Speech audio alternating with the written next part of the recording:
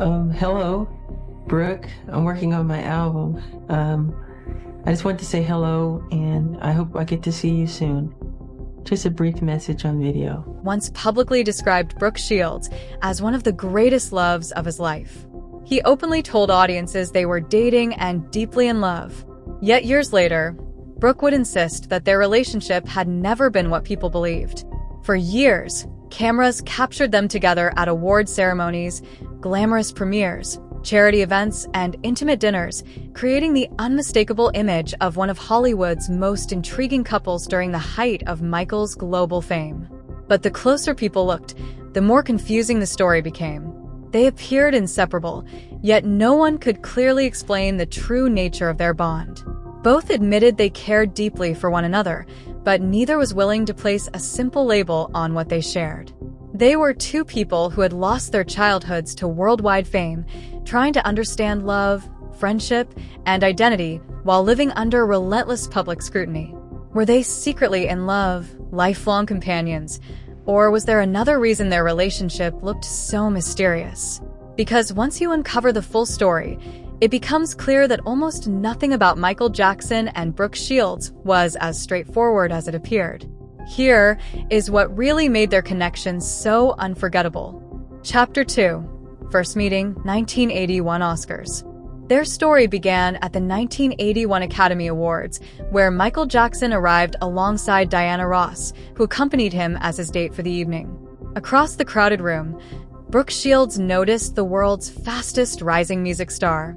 Encouraged by her mother and manager, Terry Shields, who believed high-profile events were ideal places to build important relationships, the 15-year-old confidently walked over, introduced herself, and asked Michael if he wanted to dance. Years later, Michael Jackson fondly remembered that unforgettable first encounter, recalling, "Before meeting her, her pictures were all over my walls and mirrors. She just came up to me and said, 'Hi, I'm Brooke Shields. Are you going to the after party?' I said, 'Yeah.' And I just melted.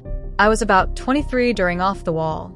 I thought, does she know that photographs of her all over my room? And we went on the dance floor. And man, we exchanged numbers, and I was up all night spinning around in my room, just so happy." That brief introduction sparked an immediate connection between them. What started as a spontaneous meeting quickly developed into a remarkably close friendship that seemed almost effortless. By 1981, both Michael Jackson and Brooke Shields had already become internationally recognized stars. Chapter 3. Shared Childhood and Fame. Yet behind their extraordinary success was a painful reality that neither of them could escape. Like Michael, Brooke Shields had spent nearly her entire childhood working. Pushed into the entertainment industry at a very young age, her early acting roles, many of which generated controversy because of their mature themes, made her one of the most talked about young celebrities in the world. At the same time, her modeling career skyrocketed. Her famous Calvin Klein campaign did far more than attract attention. It transformed the company's image and reportedly helped drive record-breaking sales. By the beginning of the 1980s, Brooke had become far more than a successful actress or model. She had evolved into a cultural phenomenon, even earning recognition from Time magazine as one of the defining faces of the decade. But behind that glamorous image was a childhood that echoed Michael Jackson's in remarkable ways. Both grew up under intense parental influence. Brooke's career was directed by her mother, Terry Shields, whose controlling nature and ongoing struggles with alcoholism created a relationship that often blurred the line between guidance and dependence. Michael's upbringing carried its own emotional complexity. Driven relentlessly toward greatness by his father, Joe Jackson, he experienced extraordinary pressure from an early age, while his mother, Katherine Jackson, remained the calmer presence in his life, constantly hoping her children might somehow hold on to a sense of normalcy, even as worldwide fame made that dream almost impossible. I was 13, I think, when I first met him, and we were fans of each other's, and we just immediately hit it off. We laughed so hard. I wasn't trying to get a music career. I wasn't trying to get anything from him, and we just started. As their friendship grew stronger, Brooke Shields would sometimes drop by the Havenhurst family home without warning, becoming such a frequent visitor that, according to stories shared over the years, LaToya Jackson and Janet Jackson grew noticeably jealous. It has been said they even removed Brooke's photographs from Michael's room and jokingly referred to her as Giraffe, but behind her back. Beneath the teasing, however, Michael had found something far more meaningful. He often believed that only people whose childhoods had been consumed by fame could truly understand the emotional cost of living in the spotlight. That shared experience became one of the strongest reasons he connected so deeply with Brooke. It also explains why, throughout his life, he formed especially close friendships with former child stars, including Elizabeth Taylor and Macaulay Culkin, people who, regardless of age or generation, understood the unique sacrifices that came with growing up before the entire world. I think because we both grew up in the same business and we had similar upbringings in the sense that we had to begin in this business at a very young age. We learned a sense of, we had defense mechanisms that we had built up. And I think once we met each other, we realized that we didn't really have to be wary of one another. And that enabled us to build a friendship. Even though she was still only a teenager, Brooke Shields already carried herself with the elegance of a timeless Hollywood icon. She was graceful, sophisticated, polite, and naturally charming, qualities that Michael Jackson deeply admired, much like those he respected in his longtime Motown friend Diana Ross and later in Princess Diana. All of them had sacrificed their childhoods in exchange for extraordinary success. They weren't simply young celebrities. They had become providers, carrying the financial hopes of their families while being forced to grow up far earlier than most children ever should. Despite their fame, Michael and Brooke shared an innocence that never completely disappeared. Away from flashing cameras and public expectations, they remained playful, imaginative, and quietly searching for the childhood both of them had missed. Around each other, they found something rare, a place where the pressure faded, the performances stopped, and they could simply enjoy being themselves. As Michael's fame exploded following the release of Thriller in 1982, everything around him changed. Chapter 4: Public Appearances and Media Image. With Thriller turning Michael Jackson into the biggest star in the world, Terry Shields quickly recognized the opportunity in front of her. As a determined stage mother, she understood that publicly linking Brooke with the world's biggest entertainer could only strengthen her daughter's growing career. She encouraged Brooke to appear alongside Michael more often, and before long the pair became regular fixtures at award shows, premieres, and other high-profile events. Their constant appearances created a carefully managed public image that often blurred the line between genuine friendship and media strategy. Looking back on their relationship, Michael Jackson once recalled, "Brooke Shields asked me out every time you saw us out together. It was her idea to go out and do it every time." I sincerely liked Brooke Shields, too. I liked her a lot. Brooke Shields was one of the loves of my life, and we dated a lot. Although Brooke helped initiate many of those public appearances, the arrangement soon benefited both of them. For Michael, the timing could not have been more important. As Thriller elevated him to an entirely new level of fame, public scrutiny intensified just as quickly. Rumors surrounding his private life, especially speculation about his sexuality, were becoming impossible to avoid. Appearing beside Brooke Shields, one of the world's most admired young actresses, presented a very different image to the public. She seemed like the perfect companion. Already a major celebrity, while still representing a wholesome, all-American image that made the pairing appear believable. Whether their relationship was romantic or simply a close friendship, the public accepted it. Beyond appearances, Michael genuinely trusted Brooke. She understood the pressures of worldwide fame, knew how to deal with constant media attention, and respected privacy in a way very few people did. For someone becoming increasingly protective of his personal life, that trust meant everything. He could attend events with her knowing she wouldn't exploit the attention or add to the chaos surrounding him. At a time when his life was becoming more overwhelming by the day, Brooke offered familiarity and stability in the middle of relentless public attention. Their friendship also carried a broader cultural impact.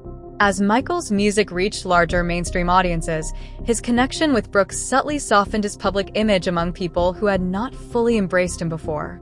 In the end, their relationship existed somewhere between genuine friendship and public image. Whatever the truth may have been, at that stage of their lives, the connection benefited them both.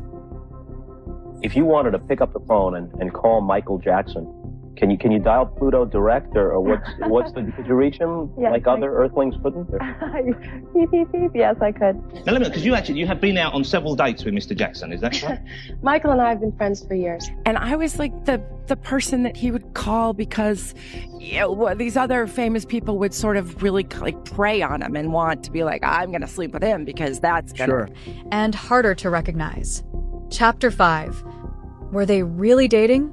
Following the 1984 Grammy Awards, where Michael Jackson made history by winning 8 awards in one night, he celebrated with a private gathering at a downtown restaurant.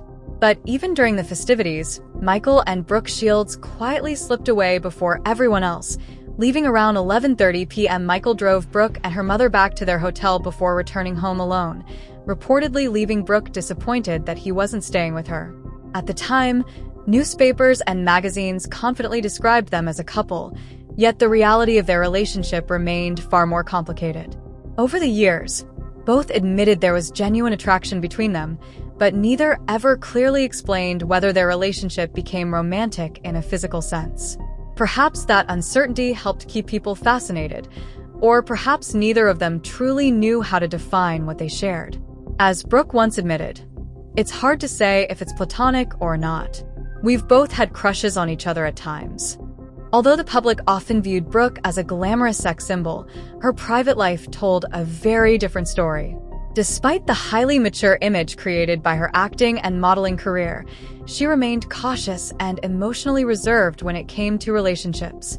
Much like Michael, many of her strongest emotional connections began as close friendships rather than romances. She has since explained that her Catholic upbringing, combined with growing up under constant public attention, left her feeling hesitant and uncertain when it came to exploring intimacy. Michael, however, seemed to see Brooke in a way that few others did.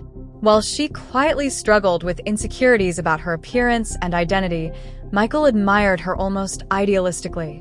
According to those close to him, he believed physical intimacy should only happen if marriage was the ultimate goal. In his eyes, Brooke represented something precious that he never wanted to hurt or take for granted. Still, there were moments when that line almost disappeared. As Brooke later acknowledged, she became increasingly curious about romance and admitted she may have felt more strongly about Michael than she allowed the public to know, partly because she viewed him as someone who made her feel safe and respected her boundaries. In his autobiography, Moonwalk, Michael Jackson described their relationship as genuinely romantic for a period of time and later recalled one moment when things almost became more intimate before he pulled away, writing, "We had one encounter when she got real intimate and I chickened out. And I shouldn't have." In the end, their relationship remained suspended somewhere between deep friendship, mutual attraction, and a love story that neither of them ever fully allowed to become reality. I mean, he's a very soft sort of voice, and he always says, "Oh, Brooke, I'm sorry." I mean, he's always so happy to talk to you, and he wants to know what you're doing. But he's very, actually there is no but. There's just a very genuine innocence that he has protected and sheltered himself from so much that's been maintained. He has an innocence about him that just enables him to revel in flowers and children and animals. And he's just, I mean, he talks about his work a little bit, but he really just talks about things that make him happy. I mean, we have long discussions just about everything. So he's quite a regular person then? He really is, and he's, well, regular in the sense that, not regular in the sense that he's not jaded. Yeah. And I find that many people in this business have a tendency, it's easy to become jaded. I mean, people talked about his genius, but I don't think they didn't really know how polarized his sort of life was, insofar as he was extraordinarily a genius and talented. And there was an Arrested Development, I believe. And he was sort of truncated emotionally as a little kid. And he was a child? He was childlike, but in many ways.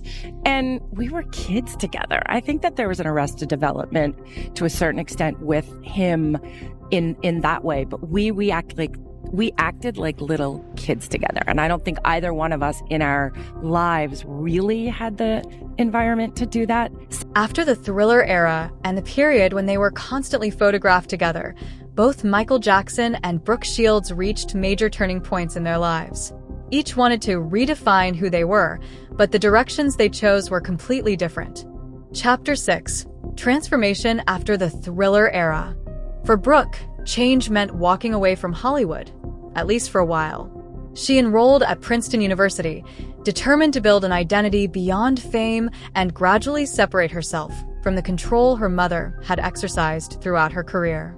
College gave her something she had rarely experienced before: freedom. For the first time, she had room to grow, build genuine friendships outside the entertainment industry, and discover who she was without the expectations that had surrounded her since childhood. For Michael, freedom meant something entirely different. Rather than stepping into an ordinary life, he focused on creating a world that reflected his own vision. He began taking greater control of every part of his career, overseeing business decisions, expanding new ventures, and relying on lawyers and trusted advisors to protect his future. His goals stretched far beyond success. He wanted to become the biggest entertainer on the planet. While Brooke searched for normalcy, Michael embraced the extraordinary even more deeply. Years later, Brooke recalled how amazed Michael was by her college experience, almost unable to imagine living that kind of life. As she began dating and experiencing romantic relationships, she would sometimes talk to him about those moments, and his responses revealed how different their lives had become. He was like a little kid, she once said while explaining how she found herself describing ideas like first base and second base because they felt unfamiliar to him. It was simply a world he had never truly experienced. Looking back, she reflected, "I went to high school and college and forced that into my life. He didn't have that luxury. I think it just always felt too unattainable for him." By the time Brooke graduated from Princeton in 1987, she had grown into a very different person. She carried more confidence, greater independence, and no longer felt trapped by the image others had created for her. She had experienced meaningful relationships and eventually lost her virginity to her college boyfriend, Dean Cain. Michael, however, seemed emotionally unchanged in many ways. He would occasionally speak about the possibility of marriage and even imagined raising children together someday. But by then, Brooke no longer saw their future through the same lens. Chapter 7: Their changing dynamic. After experiencing real romantic relationships, Brooke understood much more clearly what she wanted from life and what her relationship with Michael was not. She later admitted that marrying him would have divided her life in ways she could never fully accept. She still believed in fairy tales, but she wanted one built on genuine romantic love. Deep down, she no longer believed Michael loved her in that way. Remembering those conversations, she said, "There were times when he would ask me to marry him, and I'd tell him, 'You have me for the rest of your life. You don't need to marry me. I'm going to have my own marriage, my own kids, and you'll always have me.'" By then, the balance between them had quietly changed. Brooke had stepped into adulthood, embracing independence, relationships, and a life grounded in reality. Michael, meanwhile, continued chasing an ideal world that always seemed just beyond his reach. Their story began to resemble Wendy leaving Neverland, while Peter Pan remained behind, forever holding on to the childhood he never truly had. I mean, I remember saying this to him. He couldn't believe I was going to go to schools. He couldn't believe I was going to go to regular schools, that I was going to go away to college by myself, that I was going to then, when I told him I was getting married, he just didn't get it. He was like, you can't do that. And I said, I've got a chance. I said, I've been going out in the world. I'm not so isolated. And I want this chance. I want a chance to be quote unquote normal, you know, and he never really could trust a lot of people around. Michael Jackson and Brooke Shields remained an important part of each other's lives. In 1991, Brooke attended Elizabeth Taylor's 7th wedding as Michael's guest, with the ceremony taking place at Neverland Ranch. Around that same period, Slash later recalled meeting Brooke after Michael introduced her as his girlfriend before leaving the studio to take her out for dinner. Whenever they appeared together in public, The attention was overwhelming. As Brooke later remembered, "We used to go out to restaurants. It was madness. Getting in and out was chaos, but once we were inside, we could just sit and be normal for a moment." That strange contrast between overwhelming fame and ordinary conversation became one of the defining features of their friendship. Over time, however, Brooke suggested that Michael may have occasionally alerted photographers before some of their outings, fully aware that the images would generate headlines. At that stage in her career, she admitted that the extra publicity wasn't necessarily a bad thing.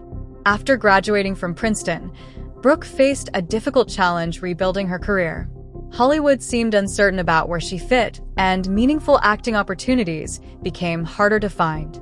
Being photographed beside Michael, still one of the most recognizable celebrities on the planet, kept her in the public eye and helped maintain her relevance. Together, they stepped back into the public image they had created years earlier, smiling for cameras even though the nature of their relationship had changed. But as time passed, the spotlight surrounding Michael became increasingly harsh. Chapter 8. Brooke defends Michael. Media attention grew more aggressive with each passing year. The coverage became increasingly personal, more intrusive, and often openly critical. As public opinion shifted, Brooke found herself repeatedly answering questions about Michael, gradually taking on the role of defending him, not only because he was one of the world's biggest stars, but because he remained someone she genuinely cared about as a friend.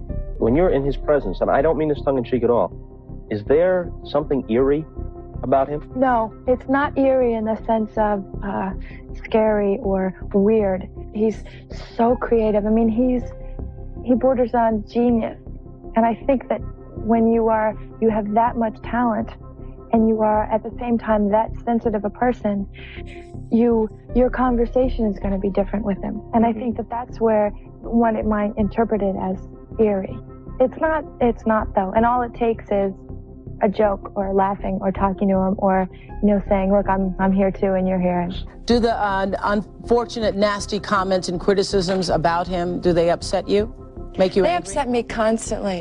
I'm constantly upset by what people say. I mean, first of all, so many people really don't know him and they don't give him a chance and they're so ready to criticize. And I think what happens is when you see genius and when you see a talent that is just unstoppable and untouchable, the first reaction people have is to criticize it because it scares them, it threatens them, and in order to augment their own self-worth, they feel that they have to belittle him. And he's a sensitive human being who, this all of the negativity really, it does affect him and it hurts him. How do you recognize him between dates? How do you know it's him coming up? Because he does look very different now, doesn't he? He does look different. We don't ever discuss any of that, actually.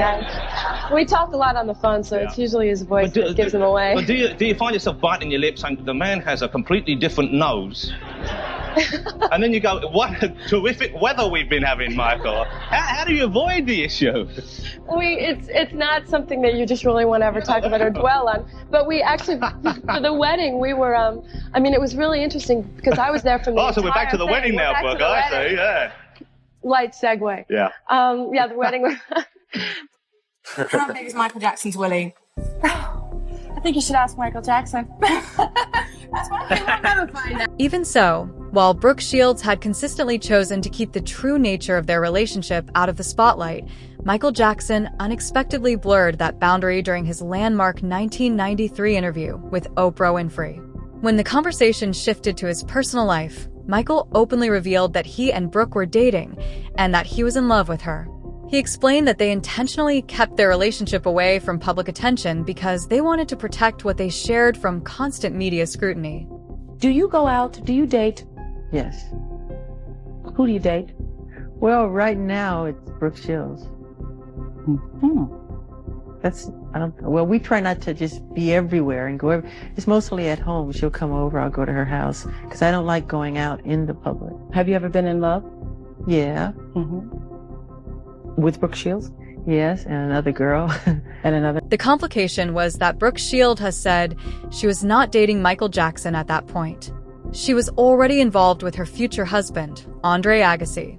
According to accounts she shared later, after watching the interview, she immediately contacted Michael, wanting to know why he had described their relationship that way. From Brooke's perspective, the public story had crossed a boundary she had always tried to keep intact. To many observers, Michael's comments appeared to blur the line between reality and public perception, leading some to speculate that the remarks may have helped counter the growing attention surrounding his personal life. At the same time, the situation was more complicated than it first appeared. Earlier that very day, Brooke had been interviewed by Oprah Winfrey herself and did not directly dismiss the ongoing rumors about a romance. Instead, she remained in the familiar gray area, neither confirming nor denying the speculation, allowing the public fascination with their relationship to continue.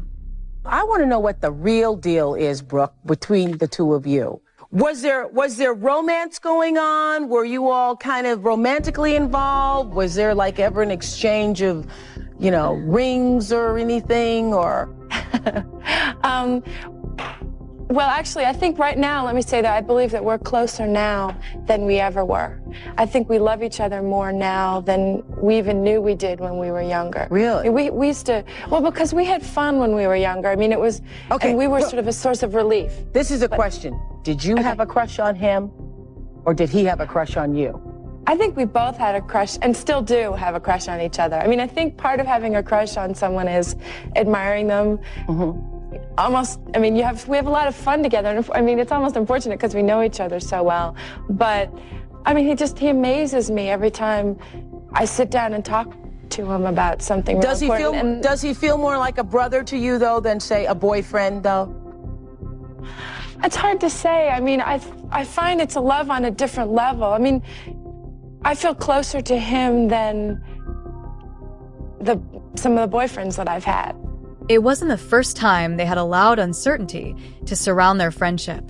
Whether it quietly helped Michael Jackson's public image, benefited Brooke Shields as she worked to rebuild her acting career, or simply reflected the complicated nature of their bond, both had often avoided giving clear answers. Brooke generally preferred leaving the relationship open to interpretation. So when Michael publicly declared on one of television's biggest interviews that they were dating and in love, she felt he had crossed a boundary she had never agreed to. As a result, she publicly denied his comments. Despite that disagreement, their friendship appeared to survive. Only weeks later, Brooke accompanied Michael to the 1993 Grammy Awards, where he accepted the Grammy Legend Award presented by his sister, Janet Jackson. The moment felt strangely familiar, reminding many people of their appearances together years earlier. Around that same period, Michael surprised Brooke with an unexpected gift. She later recalled that he casually tossed a small jewelry box toward her. Inside was a large diamond ring. Unsure how to interpret the gesture, she asked him what it meant. Michael simply replied, "I just want to show that I love you and that I care for you." To him, it appeared to be a sincere expression of affection. To Brooke, it became yet another moment that was difficult to define, much like the relationship they had shared for years. Chapter 10: Marriage Proposal and Turning Point. Only months later, Michael Jackson's life changed dramatically after allegations involving a 13-year-old boy placed him under intense public scrutiny. Media coverage became relentless, major business relationships were affected, and his career entered one of its most difficult periods. According to widely discussed reports from that time, people around him believed rebuilding his public image had become an urgent priority. One idea frequently mentioned was marriage, with the belief that presenting a more conventional public image could influence how he was perceived. According to accounts shared later, Michael reportedly made a serious marriage proposal to Brooke during this period. She had been the woman most consistently linked to him for more than a decade, and someone who had remained a steady presence throughout years of intense speculation. But by then, everything had changed. Brooke was in her late 20s and deeply involved with Andre Agassi, with whom she has said she was genuinely in love. She had also moved away from the Hollywood lifestyle that had defined her childhood, seeking a quieter and more private future. She understood the extraordinary pressures surrounding Michael, and even before the allegations, she no longer wanted to live inside that level of constant public attention. She declined the proposal, That decision marked a major turning point. Not long afterward, Michael began a relationship with Lisa Marie Presley, and the two married in 1994, creating one of the most closely watched celebrity marriages of the decade. Looking back, Brooke later reflected on their relationship, saying, "I think we're not dealing with convention. So, somebody like Michael, he's not going to just fall in love with somebody and get married. I think there were a few people that he could identify with.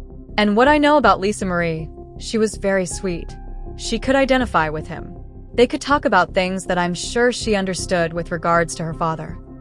Chapter 11. Losing Touch and Final Years. After Brooke turned down the proposal, the close public partnership they had shared gradually faded away. As the years passed, their lives moved in very different directions.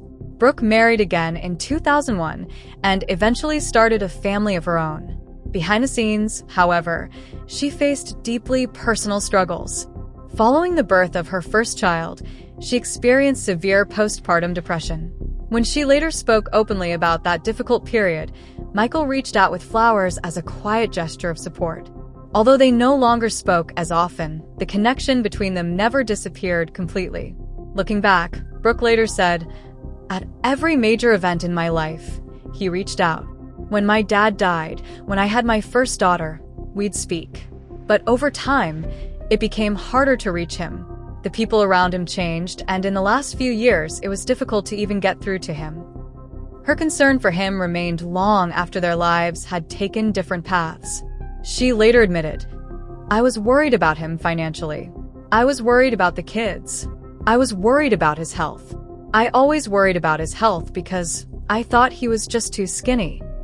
Even after distance, changing lives, and years apart, a quiet bond still remained between them, a friendship that never completely disappeared, even as time slowly carried them in different directions.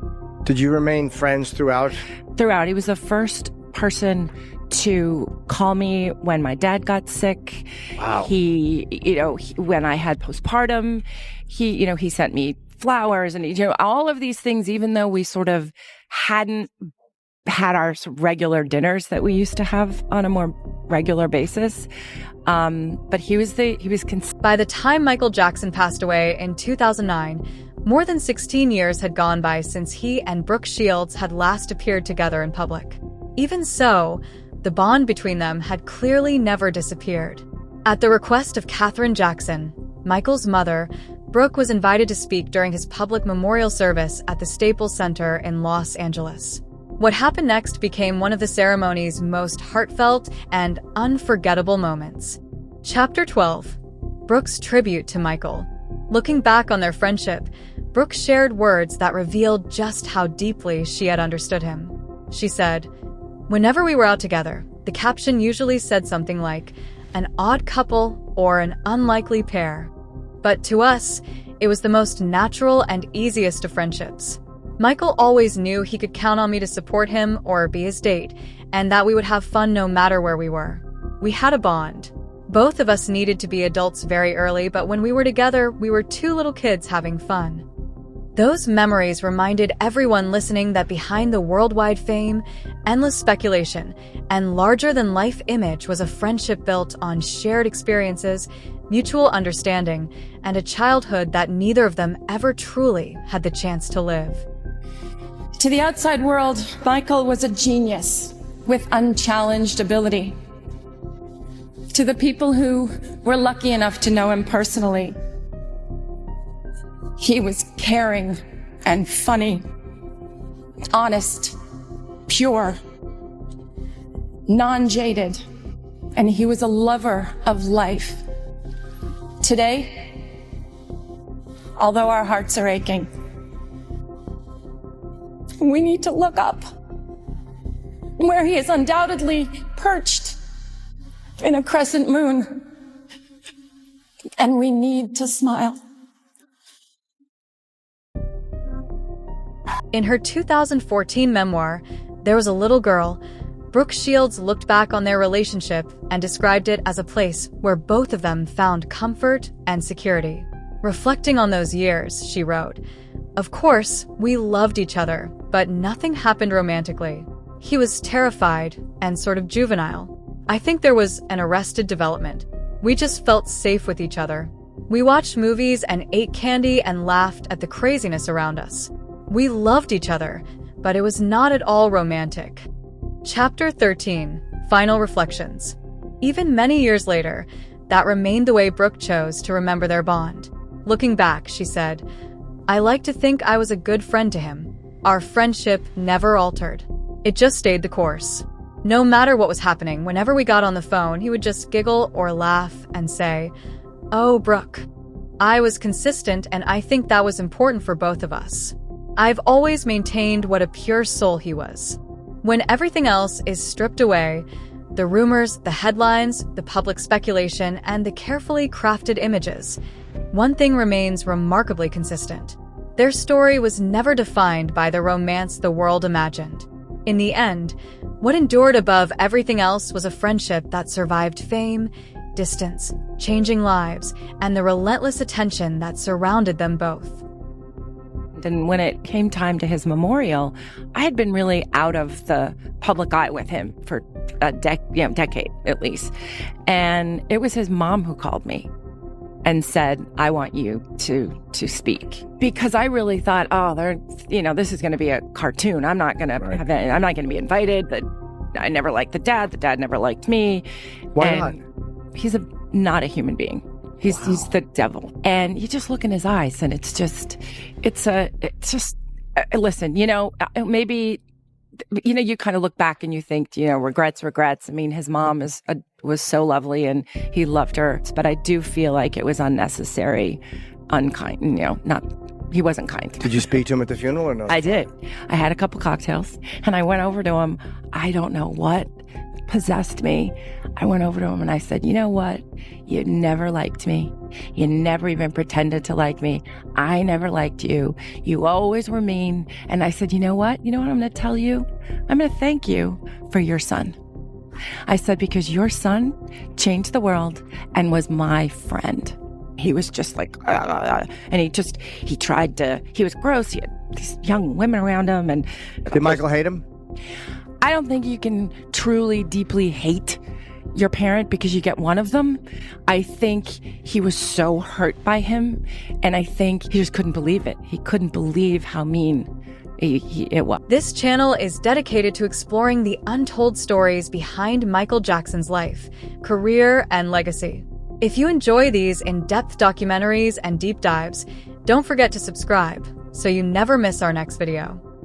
He just always wanted to be the absolute best, most superior performer that ever lived. And to my mind, he was the best I ever saw. I don't think anybody came close, and I think so much was imitation. I think he was a one-off for sure. So I recently met Paris at the Calvin Klein show. We were both reworking with Calvin Klein. And she turned to me and she said, "So you're my dad's friend." And I was because I'd only seen her when she was a baby and she didn't remember me.